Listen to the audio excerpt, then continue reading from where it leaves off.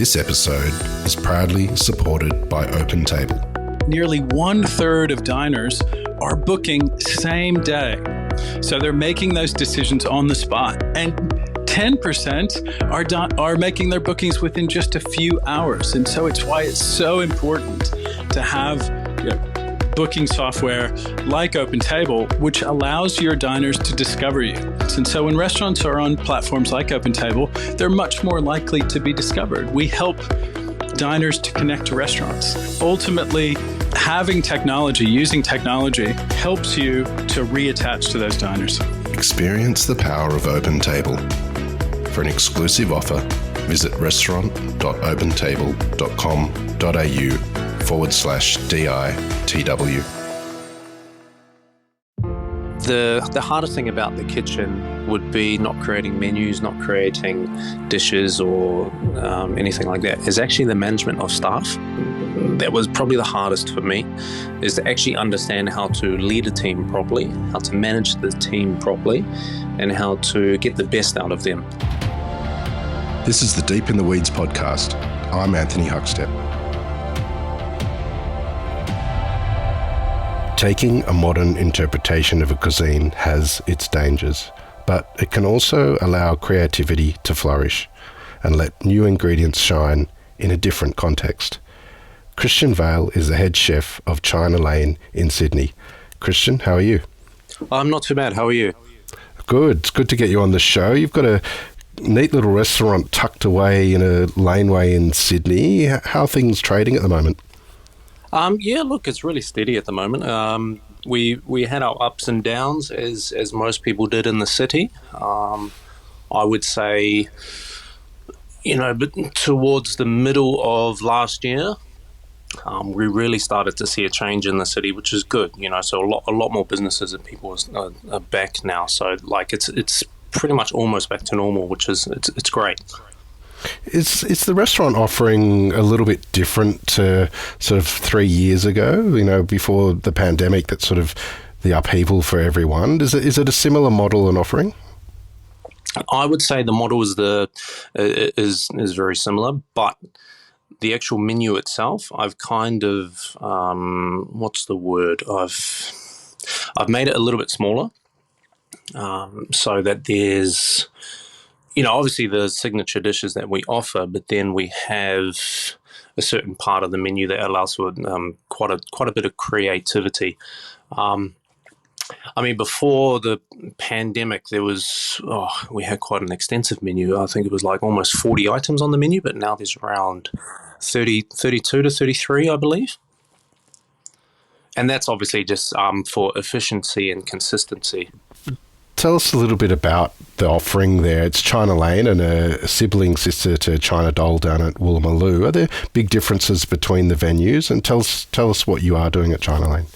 Yeah, they're quite a different venues. We've got I would say probably 5 of the signature dishes from China Doll. Now that's like the Szechuan prawns and the belly, which everyone knows and everyone loves. But then we also offer a whole range of different things that you would not find at either venue that are similar to each other. So I try and diversify and make sure that we do a lot different things to China Doll, because I believe if you're just following that same model, then it's not something new. It's a different environment in the city as well. So I think we offer different things like bao and different sorts of proteins and meats and seafoods, and it's very different to the experience that you find at China Doll, which is good, which means you can go to both restaurants and experience something new. You sort of take a modern interpretation with your cooking. Tell us a little bit about your approach to creating dishes and where you get inspiration. Before I started at China Lane, I actually didn't know anything about Asian food. So I actually started as the junior sous chef at China Lane. The original head chef was a gentleman called Ben Haywood, who actually used to work at China Doll. and it took a good 6 months of him to train me properly into understanding the techniques and flavors and different profiles that you'll find in Asian food. So for me, it was that transition from European food, which is what I'm trained in, to Asian food was probably one of the hardest things that I think I've done in my career. But the benefits of learning that is that now my whole world is kind of opened up into something completely new and completely different to what I'd ever experienced before. But my inspiration comes from quite a few things, actually. I mean, food was always very the number one priority in my family. You know, with a young teenage boy, I was constantly eating, so my mum had to find different ways to to feed me on bulk. And you know, she's without a doubt probably the best cook I know, and I draw quite a lot of inspiration from her. But also, when I'm creating new dishes and things at China Lane, I try and take inspiration from things I've done in the European style of cooking, and then try and turn that into like an Asian style dish. Because that's I would say that's where I'm most comfortable cooking is in between the Asian and the European. So I try and put both ideas on the plate, if that makes sense. What's some of the sort of failures and successes you've had in sort of negating those two worlds to come up with the best dishes? Oh, look, so many failures. But in saying that, you know, without the failures, I wouldn't learn and I wouldn't grow. So I could come up with an idea that I've done in the past, but then when I try and put that on the plate with the Asian food, sometimes it actually just doesn't work, or you know, the clientele don't receive it too positively.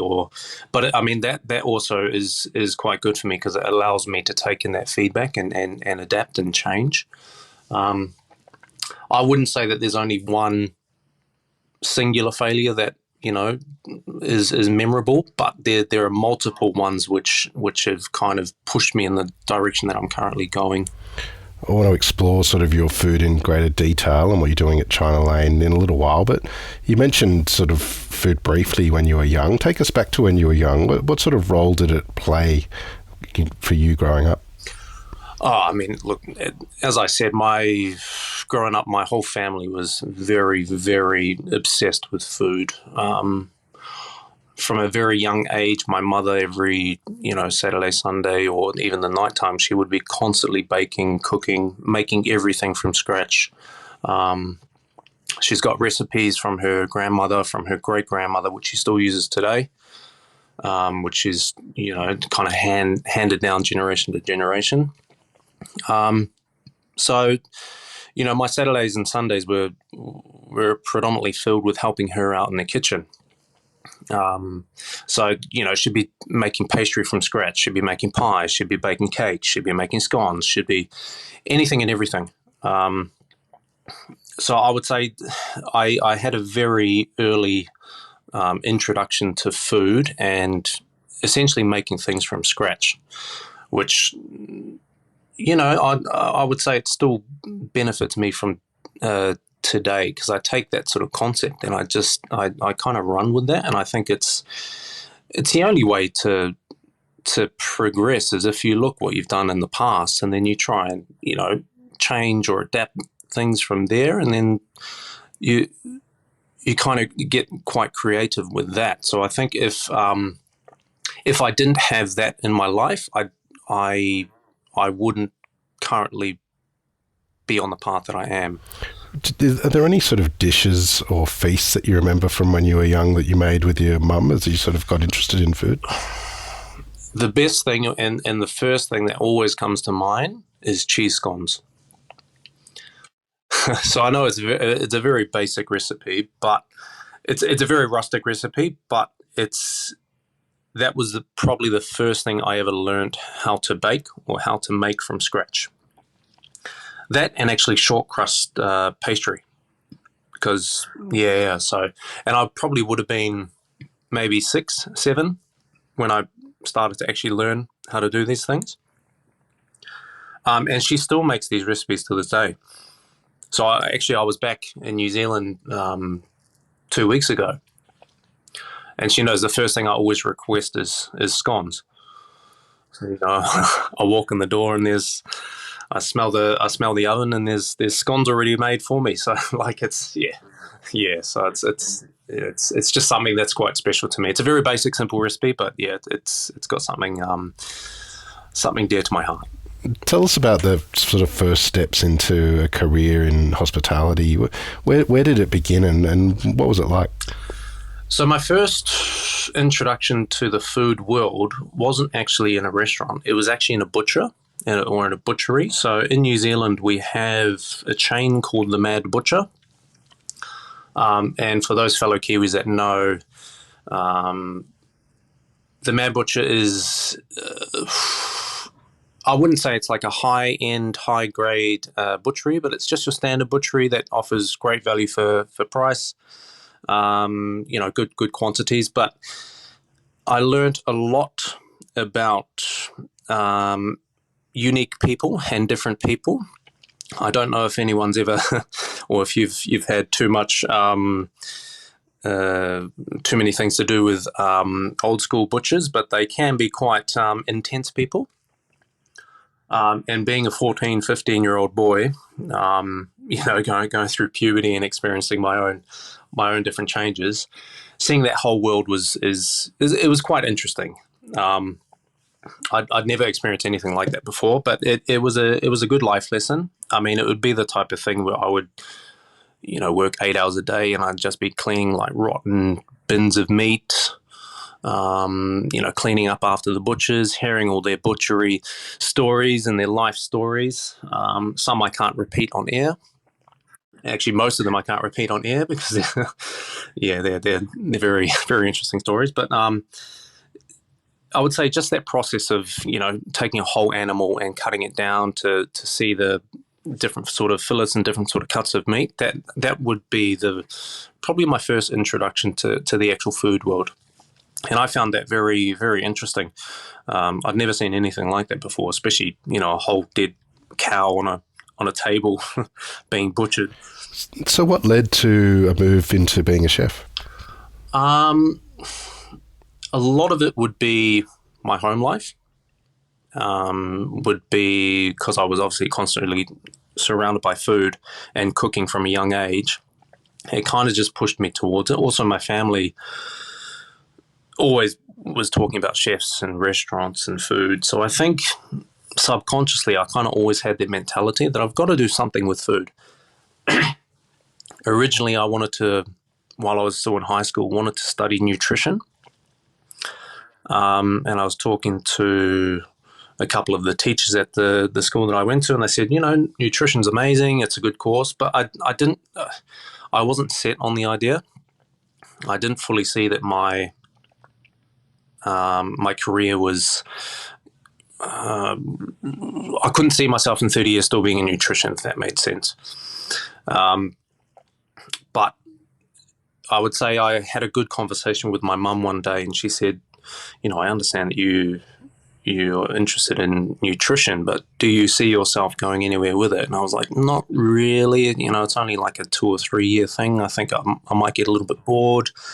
I was a very active kid, so I always wanted to use my hands and always wanted to, be quite physical. So I figured, what, I don't think I'm comfortable doing the nutrition thing. I kind of just want to go into the field of cooking. So I actually started a university course in New Zealand, and it was a diploma in hospitality. So it was a 2-year diploma at AUT University, and that actually had all the chefs were ex-Michelin star chefs from England and Spain and Italy and France and all of it. So that 2-year diploma was probably the best thing that I think I've ever done for my career, because it really opened up my eyes into something that, I have this massive passion for and massive love for. And there was a mentor called there was a guy called Alan Brown who used to work, I believe, it was a 2 Michelin star, I think it was the Ritz or something in London. But he kind of took me under his wing and, helped me out. I would constantly ask him questions about different sorts of food and where he's been, and how do I make this? How do I do this? And he really helped me push myself and look at different sort of aspects of the cooking. And I find if I didn't have someone like that, I don't know if I would have started at China Lane, because I think without that push into finding something different, I think I would have stayed on the European path. What were the sort of early venues and people that were really important in kitchens for you as you started to build your career? Well, Alan obviously was one of the key factors, but there was another guy called Vladi, who was a Bulgarian chef. I started working for him in Epsom, Epsom in Auckland, and he owned a restaurant called Sopranos. And this was my first proper restaurant gig, and it was a Italian restaurant, like just a family, good quality, quite casual Italian restaurant. And the reason why it had the name Sopranos is that every Wednesday and Saturday night they would have a soprano singer. So when you're dining, this soprano singer would come to the table and sing this opera. And for me, it was quite an eye-opening experience. Like I'd never eaten something with the thought of having someone singing right next to me. But very, very unique. I mean, a lot of people specifically came in for that, for the singing and the dining, and they really enjoyed it. A lot of older gentlemen and females, they really enjoyed the fact that you could essentially get a show and a meal at the same time. But the actual kitchen itself was my first experience into proper home style Italian food, which was actually, funnily enough, created and done by a Bulgarian chef.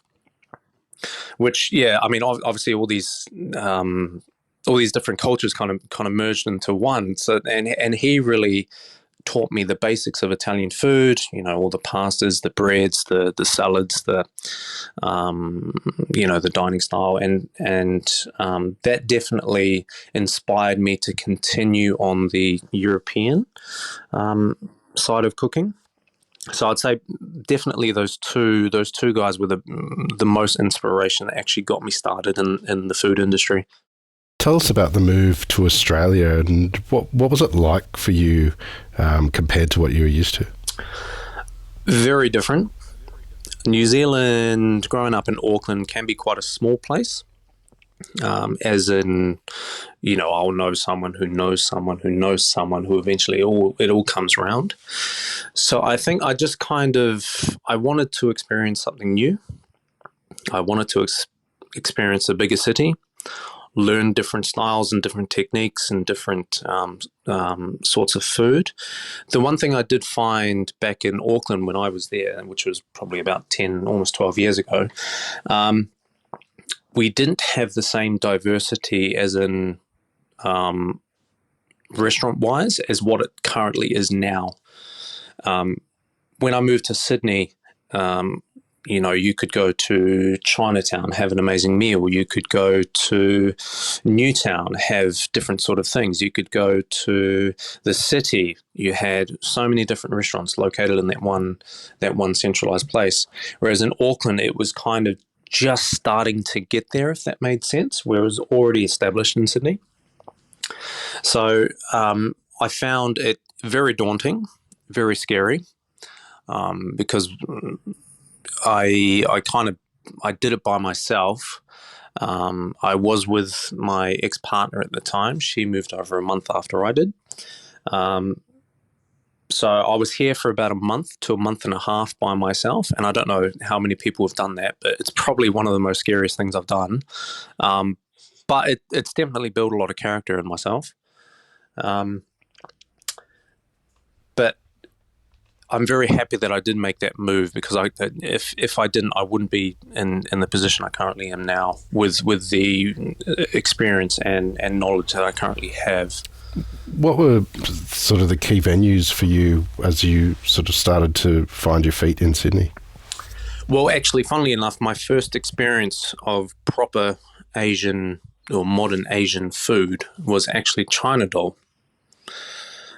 And I remember I came over for a holiday back in 2011, I think it was. And my first proper meal was at China doll. And it's still my favorite dish of Sydney. Is they have this Alaskan crab dish. And I don't know if you've ever had it, but first time I ever tried that, I went away from that saying, "Oh my God, I've never had anything such amazing, or so amazing, sorry, as this Alaskan crab dish." And I would say that kind of really imprinted this passion and drive in me, because I'd never tasted something like it. So I would say that kind of led me towards wanting to follow that one dish kind of led me towards following the modern Asian and trying to diversify and learn something new. And then what else? Obviously the Italian food in Sydney is amazing. And then I also had another great experience at, funnily enough, China Lane. So within China Doll and China, it's very odd that they had, and I didn't even know that they were in the same company as well. I thought it was just very odd that they had two different restaurants. And I ate one meal there, and I said, you know what? I want to work at this place. I want to learn how to do this, because I was just quite amazed by what they did. And then I started as the junior sous 2 weeks later. Wow. Yeah. Tell us about that period of time, as you were learning your craft at China Lane, but when you sort of got the gig to be head chef, what was that transition like for you? Was it quite different to being part of the brigade and then leading them? Very different. Without a doubt, the hardest decision I think I've made, but the most beneficial. When you first take over a role like that, there is a lot to learn, and that was my very first head chef role. First proper head chef role, sorry. The hardest thing about the kitchen would be not creating menus, not creating dishes or anything like that, is actually the management of staff. You got multiple different personalities in a kitchen, which is great, but to try and get them to work cohesively and to create together is probably the one learning experience that was probably the hardest for me, is to actually understand how to lead a team properly, how to manage the team properly, and how to get the best out of them. The other aspect was actually learning how to create new dishes which are cost effective and work out and streamline, ready for the restaurant. Now, I was obviously still, and I still am, still learning about a lot of the Asian food, different tastes, different flavors, different sort of pickles, different ingredients, things that I'd never, like shrimp paste, for example. I'd never seen shrimp paste before. I started at China Lane, or never knew how to make a wok fried dish, or I didn't even know what salt and pepper prawns were. So I'd say just kind of learning how to create new things and how to adapt myself would definitely be the hardest thing I've done. But I would say without me doing that, I wouldn't be able to create what I am now. I wouldn't be able to have the staff members that I do have now. With I've got quite a good core team at China Lane at the moment, which have really helped the restaurant and helped myself progress. And they've also taught me a lot about their cultures as well, which is it's kind of learning on the job. I mean, there'll be things that they'll come to me some days and say, "Hey, chef, have you tried this?" And I'll be like, "No, I've actually never tried that. What's it?" And then they'll explain it, and then next week we'll try it, and then the next couple of weeks it may be on the menu, or we may do it as a special. So it's constantly evolving and constantly taking in ideas. Frank Scheck is a legend of China Dole. Do you have a lot of interaction with him with your role? I do, actually. It's more on a personal level. I value Frank Scheck tremendously. He's one of the people that if ever I need help with anything, and that's personal life or work life, anything, he's always there. He's always one of the first people that I call if ever I'm in strife at work or I need some advice with something. Yeah, without a doubt, if he has made my life a whole lot more fulfilled and easier with his mentorship, if that made sense. It's good that he has such a following at China Doll. Some of the signature dishes that he's created, we currently have on our menu here. But he also gives me the freedom and gives me he allows me essentially to put my stamp on the menu and follow my ideas and my thoughts of where the restaurant needs to go. So yeah, I mean, Frank Scheck, I think he's been there 25 years, almost 22 years at China Doll. Which is obviously quite a long time. But without him, I definitely wouldn't be able to create or mentor my guys, if that makes sense. I use him as a reference point and where I would like to be. Tell us a little bit about your food, with this license that you have to create and utilize your skills. Is there a dish or two that sort of exemplifies that you can tell us about? I wouldn't say that there's one dish. I would say that there's kind of multiple dishes which I've tried to put my stamp on things. I remember the first dish I ever made as a special was a dish called shaking beef, which is a Vietnamese dish. And what it is essentially very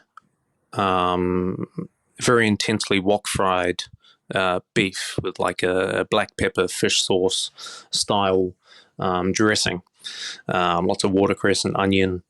And that would be my first experience into creating an Asian dish. And I would say that was probably the very first time that I'd ever created something that was actually restaurant worthy in the modern Asian restaurant. So that would, that's probably the first dish that comes to mind. The second dish would be actually something that I've just created lately, which was I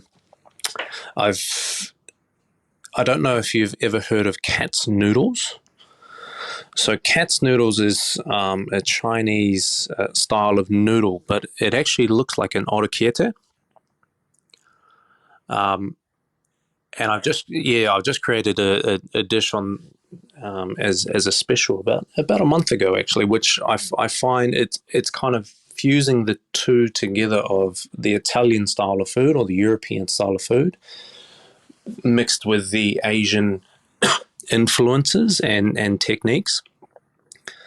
And then there's been multiple different dishes over a period of time which kind of have made me evolve myself. I mean, there's probably my signature dessert at China Lane at the moment, which is a hokey pokey parfait. So Hokey Pokey's from, well, I like to say it's from New Zealand. I don't know the full history, like pavlova. I don't know the full history about it, but that would probably be the first dessert, I think, that I really put my stamp on things, and it's still on the restaurant to this day, and it's been on there since 7 years now. Been on the menu. Yeah, and it's kind of become a signature of ours. So I'd say that definitely those three dishes have inspired me. You mentioned that the structure of the menu and the amount of dishes has changed since COVID and as a response to it. It's been a challenging couple of years, but what have been the positives to come out of it now that are sort of moving forward for you? I think a lot of people have a lot more respect for the hospitality business now. Before COVID and it was kind of, the industry can be quite volatile, but I think the industry is moving forward in a really great way, where we're starting to see a lot more venues open up, which are actually focusing on different sort of culture, different diversity, different sort of customer bases as well. They're not just focusing on just one customer style. They're kind of doing a whole broad range of people, which kind of appeals to everyone. But I think after COVID, it's developed a lot more appreciation, I think, for the hard work and for the effort that actually goes into a restaurant or a kitchen. And COVID was a trying time, being locked down for a year to a year and a half almost. I think that kind of allows people to change and develop and find new ways and new forms of making money, or new forms of feeding people, whether that's doing things like providor, making restaurant style dishes that you cook at home, or jumping onto the chefs doing online cookery courses. So I think it's just allowed people to evolve a lot more. You've built an amazing sort of career and a really busy restaurant in a sort of laneway in Sydney there. What do you love about what you do? I love the freedom to be able to express myself. I don't feel that I'm quite as restricted when it comes to creation or things on the menu. I have a lot of freedom when it comes to essentially running the kitchen, which allows me to be very, very creative. I would say that by far is the best thing that kind of keeps me in this place, is constantly evolving and changing. China Lane itself is been there 10 years, I believe. Yeah, from last year it was our 10-year anniversary. And I've also noticed that, the city is evolving itself. 5 years ago, we didn't have as many restaurants as what there are now. We've got the laneway where we're located. We've got right beside us, we've got restaurants like Leo, Mikado, Felix. You've got all the other restaurants by the Maryvale joints, like Jimmy's Falafel and Mumu. They've just opened up. We've got Longchim around us. So it's become its own little dining precinct, which you can actually find so many different styles of food. Which I like, because I think the only way that you can change is by experiencing something new, and also being challenged. Now, if it was only us in that laneway or in that area, I don't feel that I would be as competitive or as willing to adapt and change as much as I am now. Which, it's essentially, it just allows me to get a lot better and to run the restaurant or run the kitchen, differently and change and adapt. But yeah, I would say that's having the freedom there to be able to experience and create something new is definitely the big plus for me. Well, Kristian, it's amazing what you're doing there at China Lane, and an absolute honour to have you on Deep in the Weeds today to hear a bit of your story. Please keep in touch and we'll catch up again soon. Awesome. Thank you very much. This is the Deep in the Weeds podcast. I'm Anthony Huckstep.